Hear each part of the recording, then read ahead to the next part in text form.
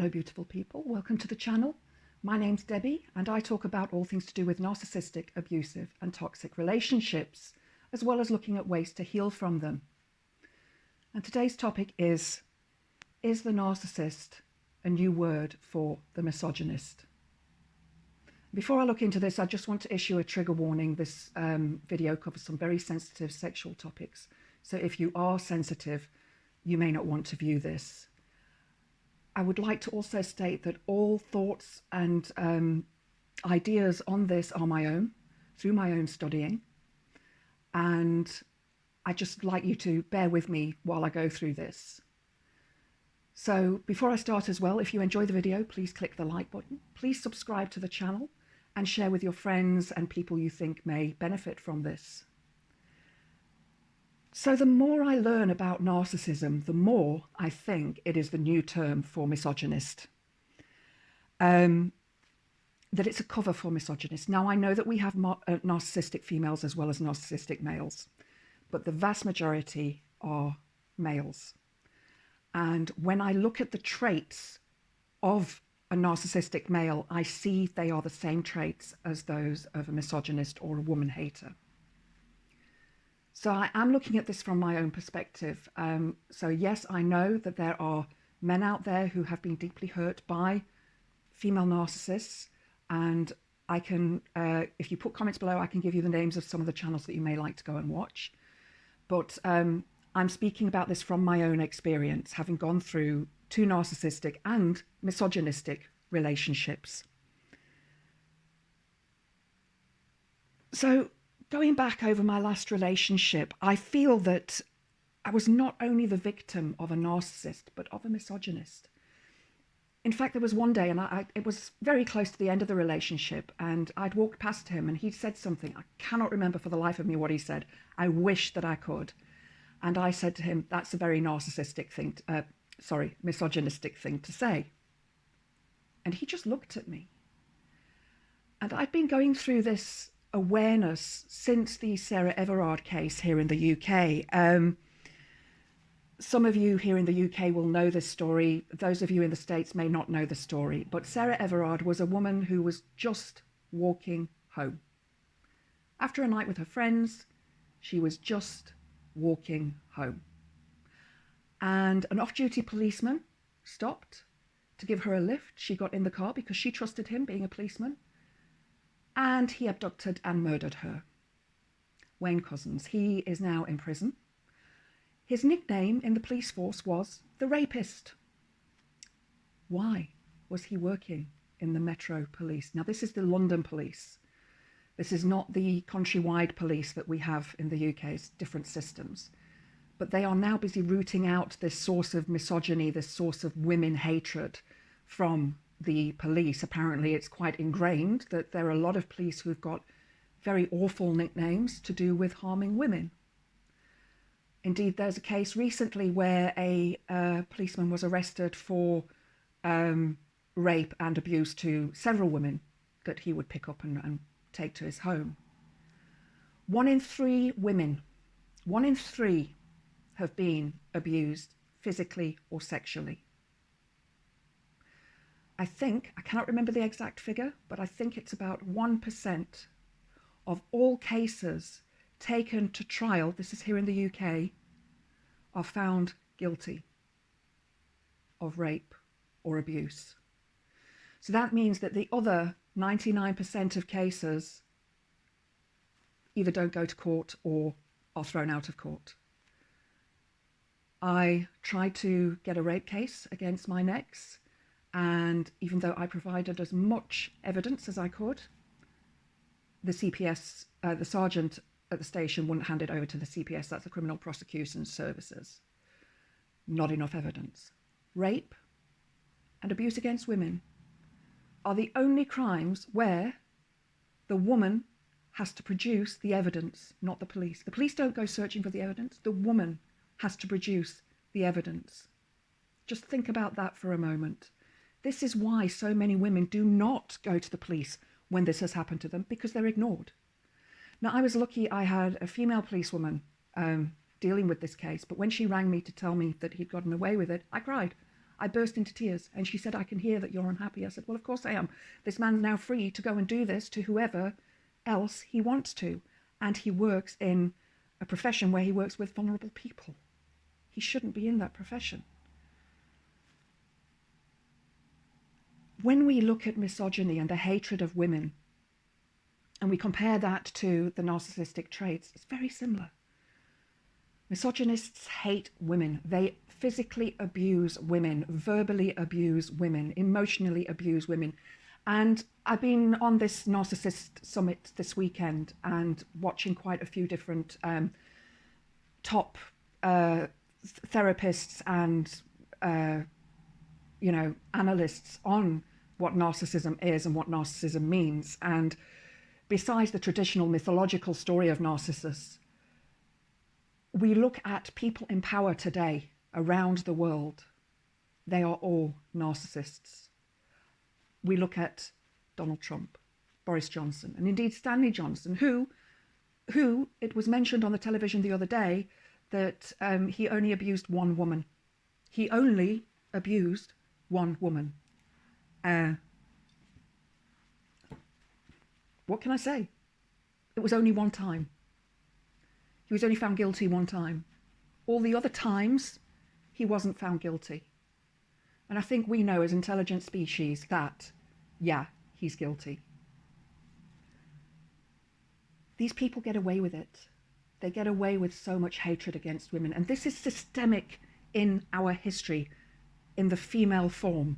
We go back to cavemen, dragging their partner into the cave, their woman into the cave, their property, to procreate with, to mate with, to ensure the population carries on.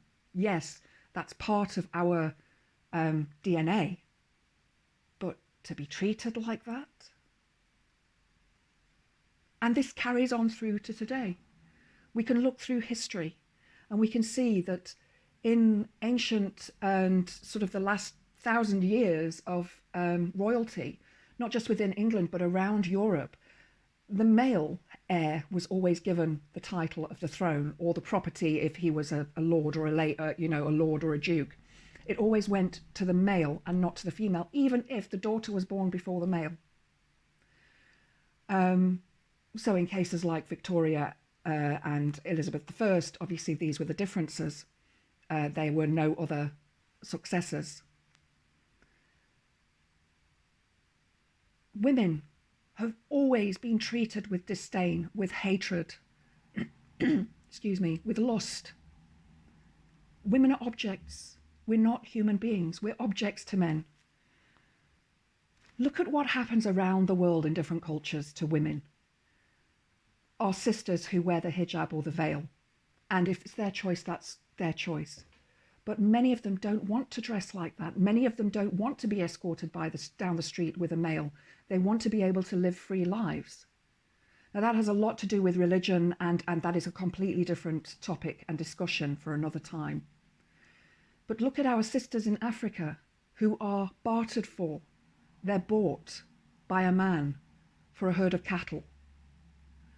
Look at our sisters in India and Pakistan who are forced into marriage. They're promised into marriage from birth. They're into this forced marriage. They don't want to be in this marriage. And let's look at our other sisters in the Middle East and in North Africa who go through female genital mutilation. And no, it's not the same as the foreskin being removed off of a man. It's very, very different. And it is just despicable. Men hate women. Narcissists hate women. They hate other people too, but mostly they hate the person that they're with, the person that's giving them their supply. They hate us. They become our mirror, and I've mentioned this many, many times. They become our mirror, they mirror us, they become us, so that we fall for them. And then at the end of it all, they hurt us. They throw us away like garbage. You can watch one of my other videos, the grand finale. That's had the most views of any of my videos on YouTube. It's over 1,100 now, so thank you to all the viewers who've watched it and who've shared that. But why are we allowing this to happen to ourselves? Why are we not standing up and saying, you know what, enough is enough? Look at Harvey Weinstein, another misogynist, also a narcissist, raping women so that they could become famous and have leading roles in his movies. The enough is enough, the Me Too.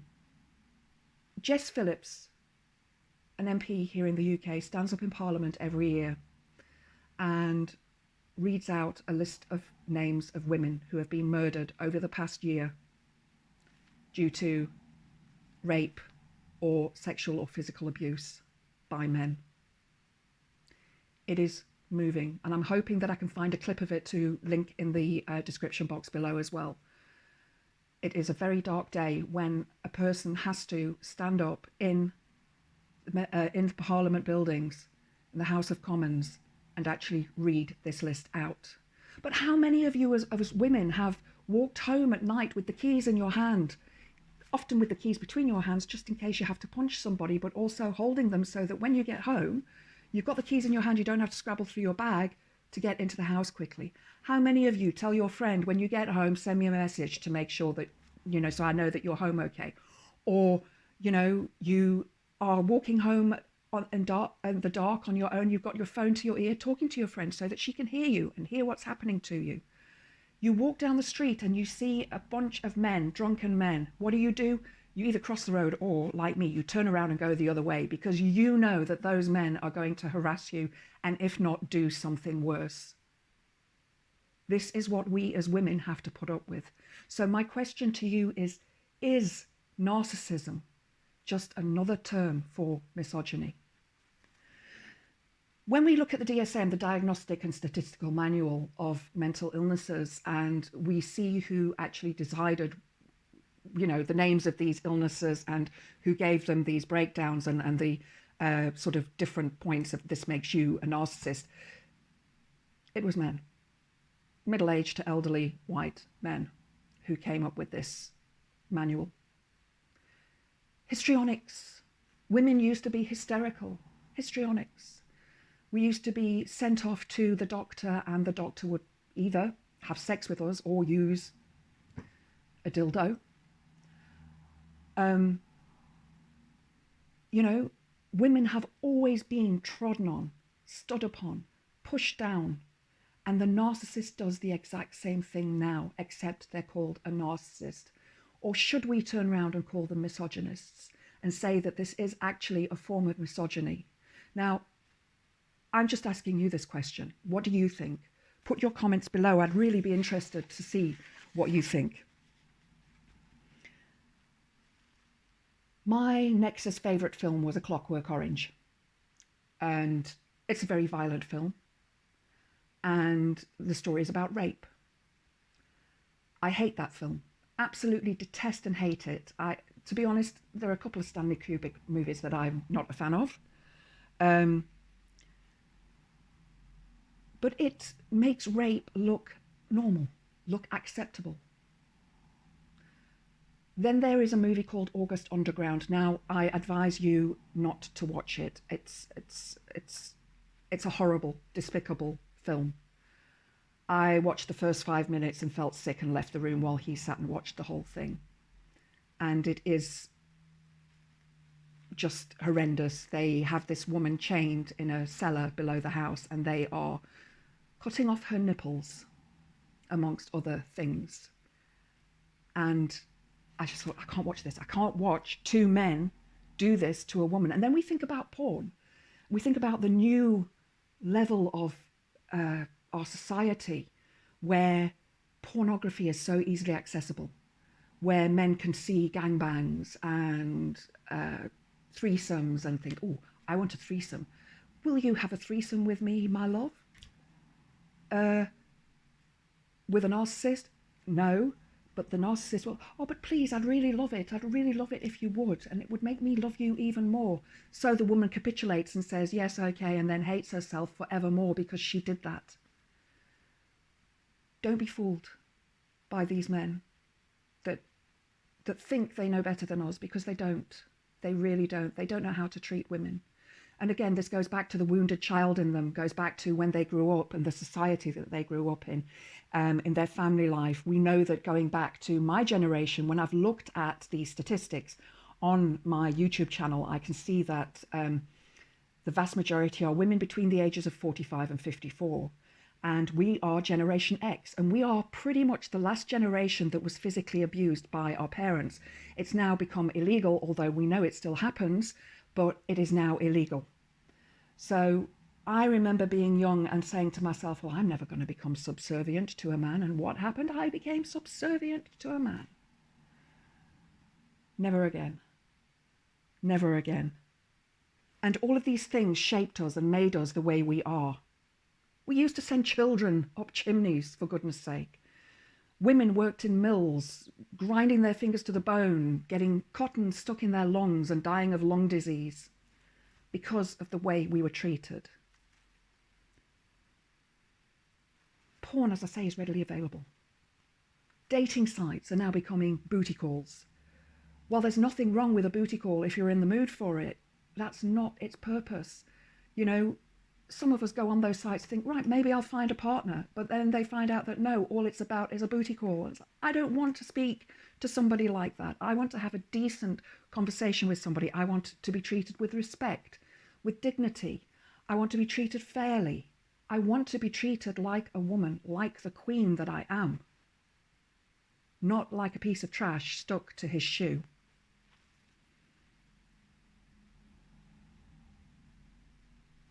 They're using you guys.